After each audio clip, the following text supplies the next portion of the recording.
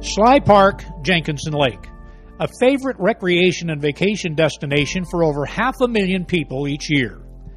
This beautiful spot also adds approximately $2.5 million per year in El Dorado County tourism revenue, and that does not include the day use fees collected.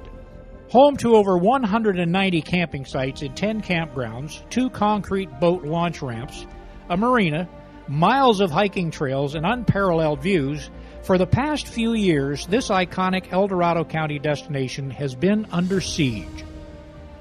Many years of drought have brought about a condition most of us had never heard of until just recently: tree mortality.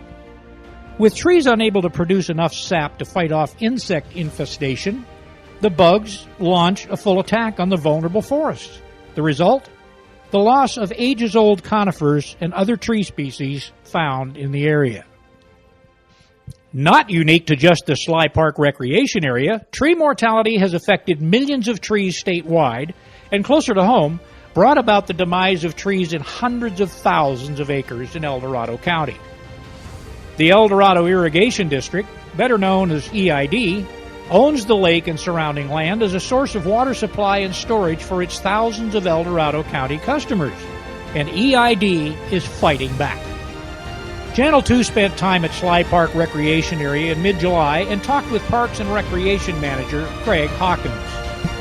This iconic place, obviously for water sports, boating, fishing, all kinds of cool stuff, has experienced much the same as hundreds of thousands of acres of El Dorado County forests, and that is tree mortality, brought about by the bark beetle infestation, which has been brought about by years and years of drought. Greg, you have taken on a project very proactively. Could you tell us a little bit about it? Because I know when we get into this, we'll show piles and piles of logs that have been downed. What brought that about? Well, we're trying to protect the park for the recreation users so that they don't have to worry about dead trees falling on them is one of the major concerns.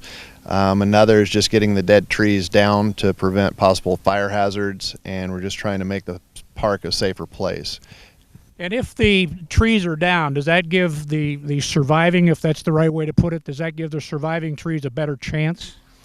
Most of the trees that we're bringing down are already dead, so by those trees being dead and eliminated from the system, yes, that does help increase the survivability of the remaining trees.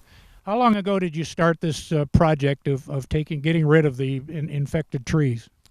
E.I.D's property management team has been working on this for 10 plus years. It hasn't been at this rate up until the last couple of years. Prior to the drought, our staff was able to maintain the park and remove the trees on a small basis. This is a naturally occurring species of bug that's indigenous or native to this area, so we've dealt with it on an ongoing basis for many, many years. But then, as you mentioned, the drought kind of exacerbated or speeded up because the drought dried the trees out. They aren't able to produce as much sap and aren't able to protect themselves as they were in the past when there was an ample amount of water in the ground.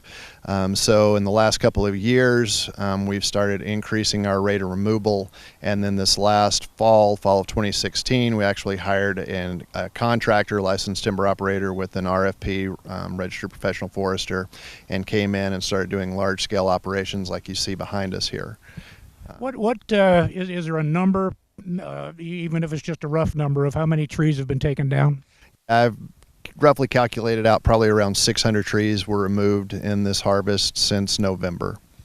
And these piles of logs that we see throughout the park, what will be how will they be used?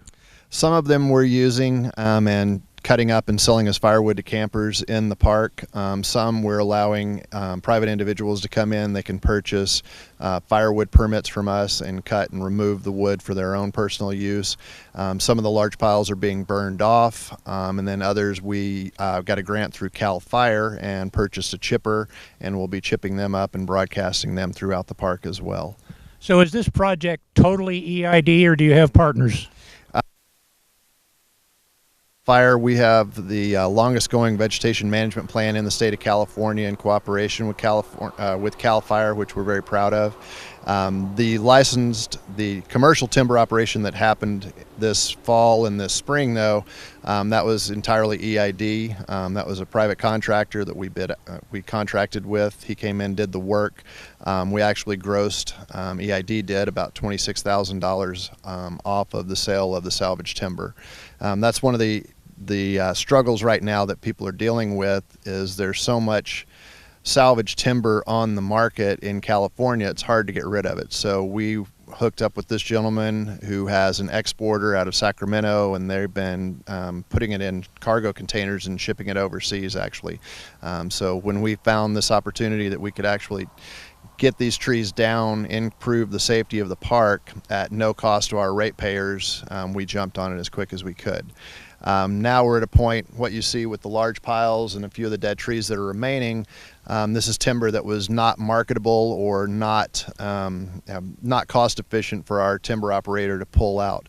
So we do have a grant, like I mentioned before, from CAL FIRE, which we purchased the chipper with, and then we'll also use that money to help us remove some of the remaining trees that are still standing and are a hazard to our guests. Over a period of time in the future, how many years do you think this will be going on? If I knew the answer to that, I wouldn't be here as the recreation manager for E.I.D. Nobody can really tell. It's all dependent upon Mother Nature. I've been told various things by different biologists and foresters. Some people say that we need definitely more winters like we had this past one, where there's more moisture in the ground so the trees can produce more sap to protect themselves. But I've also been told that the bugs their populations won't diminish until we have some very extreme winters, where we've got freezing temperatures that last for more than just a day or two, but up to maybe a week or two to actually knock the bug population back down to its normal levels. So. Are there any other ways to eradicate them? I think I've heard of I don't know whether it's a chemical treatment or some kind of a treatment that can be put into the ground around the trees. Has that been tried? There are chemical treatments that can be applied to individual trees. They're rather expensive, and they have to be reapplied, I believe, every 3 months, if not more. So on a large-scale operation like this, it's very cost prohibitive.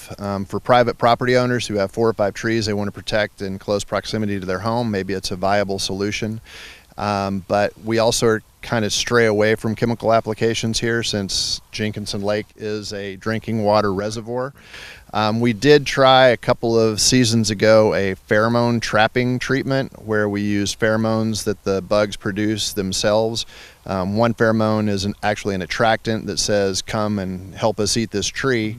The other is a pheromone that the bugs produce when the tree is full of bugs. So you put the attractant pheromone in the traps, put the repellent pheromone on the trees, and we were able to trap quite a few bugs, but again, it was relatively expensive, and you can only protect so many trees. We did it for one season 2 years ago in some of our higher valued areas, like our campsites and our day use areas, and we did have pretty good success, but unfortunately the areas that weren't protected, such as the area you see behind us, got hit. So really about the only thing you can do is try to get into the area and find the trees with the bugs in them.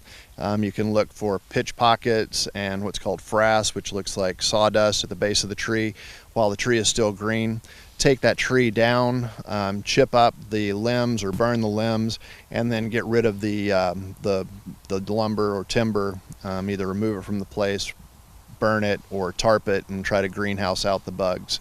What we have gone with is what's called sanitation, which is basically cut it, remove it, and get it off property.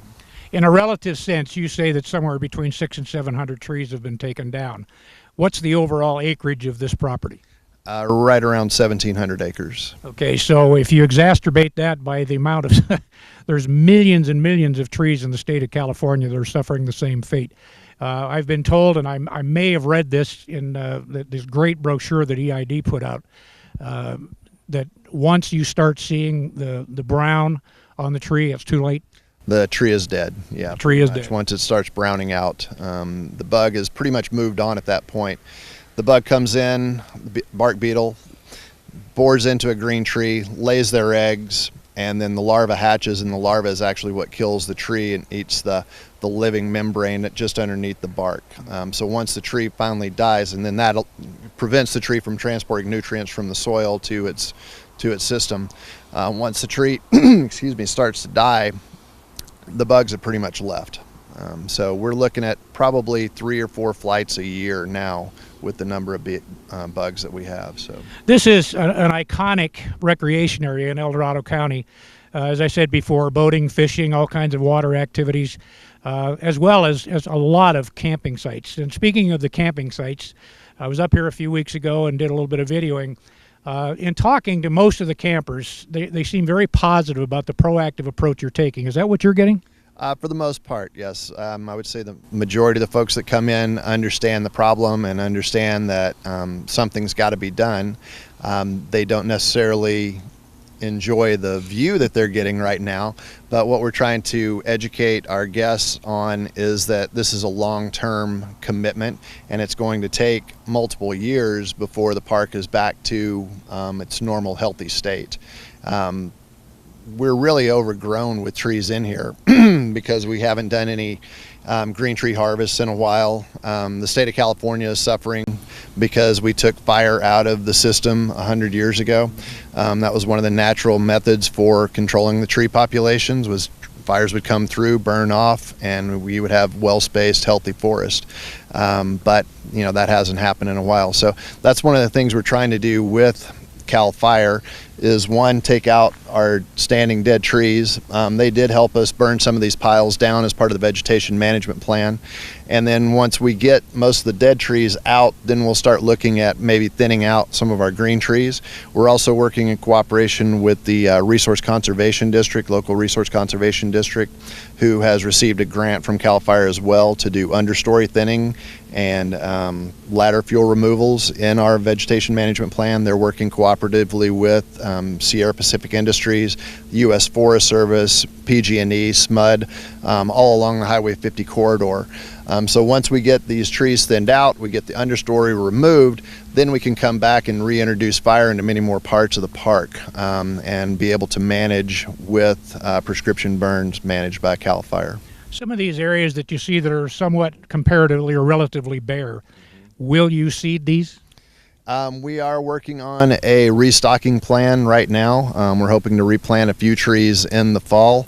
But as I said, this spacing on trees that you see right through here is really not that bad. I mean, a lot of people have an image of a forest where it's just dense undergrowth, really thickly packed in, and that's not a healthy forest. So we will come back and selectively plant. Our hopes and what we will manage for is to try to get the bear clover, the mountain misery, to grow back in as a nice ground cover, because that makes it easy to manage with prescription fire. You let that grow up about 3 or 4 years, then you can come in, burn it off, get it back down, and get it to a nice level. I know when your guests arrive here at the park, they've got this handout, this brochure, which I found extremely informative. Is that available either on a website or someplace if just people want to just look and see what you're doing here at Sly Park? That is on our website, I believe, yes. You want to give us the address? It's EID.org and /recreation. Okay. Greg Hawkins is the general manager of the Parks and Recreation for El Dorado Irrigation District. Greg, I know you're very, very busy today, and I want to thank you so much for your time. You're very welcome. Thank you. It is important to emphasize that almost every camper and visitor we spoke with support the actions being taken by E.I.D. and its conservation partners. Perhaps a little unsightly in some areas and some minor inconveniences, they get it. They get that the long-range objective to current action will result in healthier, sustainable forest to accent the beauty of Jenkinson Lake and offer outdoor recreational opportunity for decades to come. The tree removal project being undertaken by E.I.D. will go on for an undetermined amount of time. So for the latest information on tree cutting operations or just general information on Sly Park Recreation Area, please call the local office at 530-295-6810 or visit them at eid.org/recreation.